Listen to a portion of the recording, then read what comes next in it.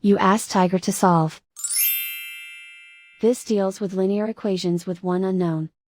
The final result is x equals 949/19. Let's solve it step by step. Simplify the expression.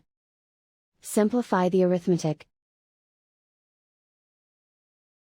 Group all constants on the right side of the equation. Subtract 183 from both sides.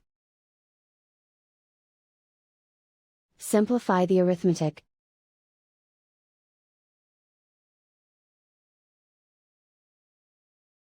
Isolate the x.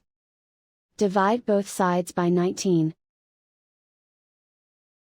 Simplify the fraction. And so the final result is x equals 949/19.